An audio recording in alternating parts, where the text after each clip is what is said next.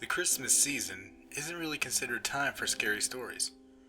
Maybe that's why even the most inexplicably violent and gory crimes seem to go unnoticed during the winter months. Take, for example, the mysterious murders of Mercer Street. Mercer was a dead end, coincidentally enough. Little cookie-cutter houses sat in regimented rows, their little shutters with little windows, giving little glimpses into the little lives of all the little people. It was as close to perfection as you can get, at least in the mind of a suburban soccer mom. One winter, a particularly harsh blizzard blanketed the whole place in a few feet of snow.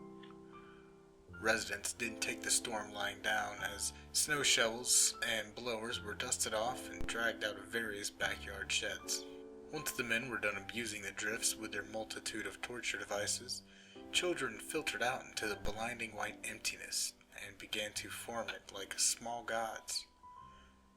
Crude forts were erected, snowballs were slung, and snowmen were built. Many, many snowmen. As time pressed on, the amount of snow people became absurd. 3 to 5 of the slushy forms spread out over each and every yard. However, the attention of residents didn't seem to be placed on their odd mass production. Instead, folks were concerned about their missing neighbors. Some residents left their cars running. Others had their whole house aglow, television acting out scenes for an empty room. A bulldog was found wandering the snowy streets as if its owner had simply let go of the leash. Locals were at a loss to explain it, and as their confusion grew, more among them disappeared. All the while, snowmen seemed to stand accusingly, facing random directions. Their bent twig arms pointed in every direction as if there was some disagreement as to where the missing people had gone.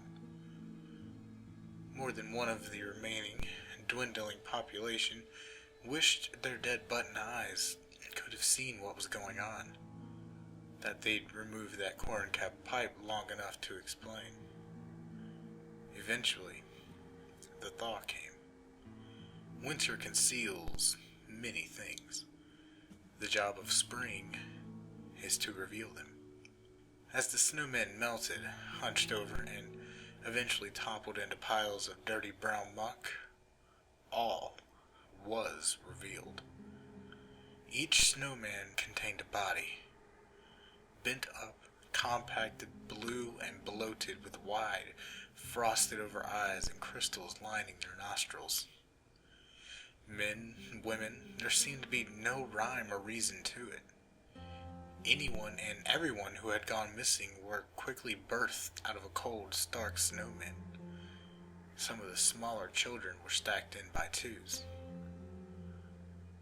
What's worse, some of the snowmen that could be recognized among the rest had existed well before the person inside had disappeared. One of the few remaining children, collected the buttons and kept them in a shoebox.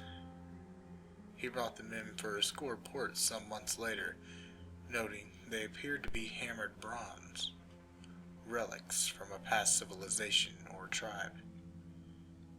In a similar account, a snowman of a different sort provided a glimpse into the realm of broken promises. The only thing Teddy did wrong on Christmas Eve was to answer his mother's call. He'd been out playing in the snow all day, and it was time for dinner. Leaving his snowman incomplete, the young boy trotted out into the house, pulled off his saturated snow gear, and rushed to the table. Teddy was a sheltered kid, sickly. He developed a relationship with inanimate objects that would appear unhealthy to the casual viewer. He talked to his toys, made sure they were happy, and cracked the lid of his toy box so they wouldn't suffocate at night. When he built that snowman, or rather, when he started to, he talked to that as well.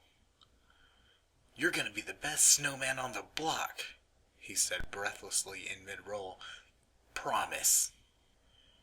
As I mentioned, It was a verbal contract that was soon broken. Teddy finished dinner, went to his room, and prepared for a good night's sleep. Down the hall from his room, his parents were doing much the same. He was half asleep in that strange space between the waking world and the mind's fantasy when he heard the scream. Calling for his parents, Teddy leapt out of bed. It took all of his nerve to creep toward his own bedroom door and crack it open slightly. His nightlight did little to illuminate the hallway just beyond. What he could make out, however, was the bulky silhouette of a man slowly moving down the stairs. The man's form seemed bloated and his hair was wild. Teddy knew immediately that this was some sort of unknown intruder. Quickly, silently, sniffling all the way, Teddy ran from the door into his parents' room. There he was witness to a gruesome sight. Teddy's mother lay across the bed, her throat cut. Blood splattered the ceiling and the walls. In the corner, slumped to the floor, was his father's body, or what was left of it. His eyes wide, Teddy turned to run, only to see a crimson message painted on the wall behind him. "You promised." Police were at a loss to explain the incident, and Teddy was too much of a wreck to be any help at all. They chalked it up to a home invasion gone wrong, at first. Then they moved to the idea of a serial killer after 7 more homes in the area were struck by the same killer. In each instant, the same message remained.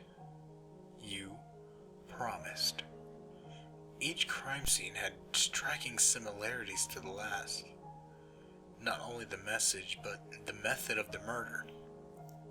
The killing was always done with some sort of sharpened wooden implement. What's more, the missing head of the last murder would always be left behind at the next.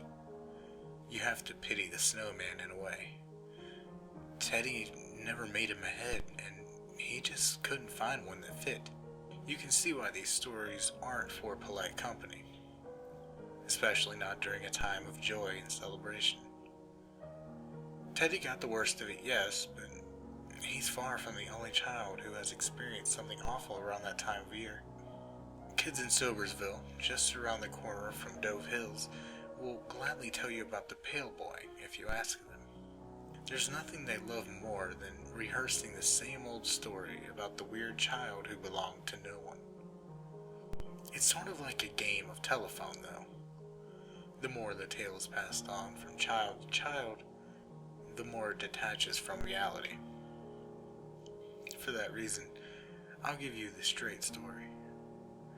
The Pale Boy first appeared during a neighborhood war between different factions of school children.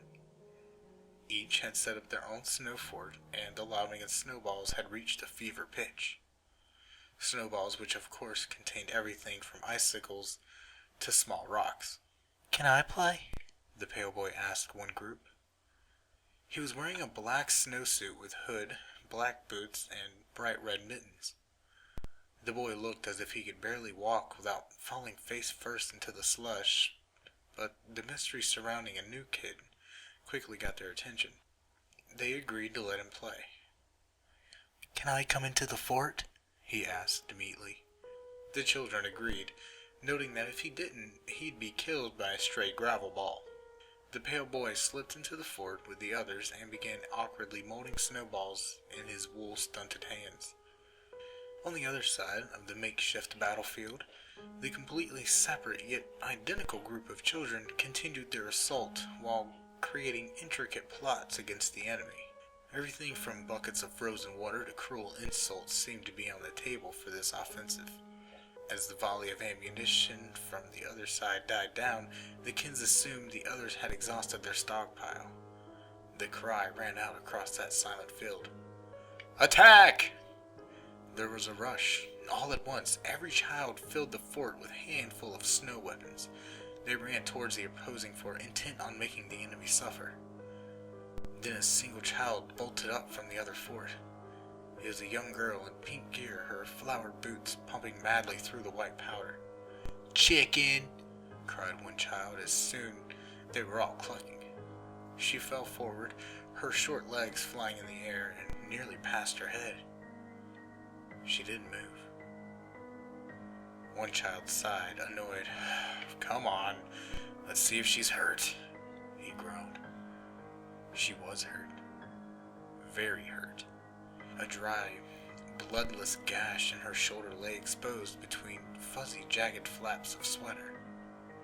The pale boy, without turning away from the group, unzipped his snow pants. "Hey guys," he taunted, letting fly a stream of scarlet urine. "Don't eat the red snow." As the children checked on the opposing fort, they found a frightening scene that would crush even the hardest heart. All but few of the children were dead, bloodless and pale like the child had been when he arrived. The others were nearly the same, though despaired for some unknown reason. Most of the kids who witnessed the carnage immediately ran. Among the directionless, fleeing crowd was the pale boy who never joined their games again. Keep your eyes open this winter. They know you aren't paying attention.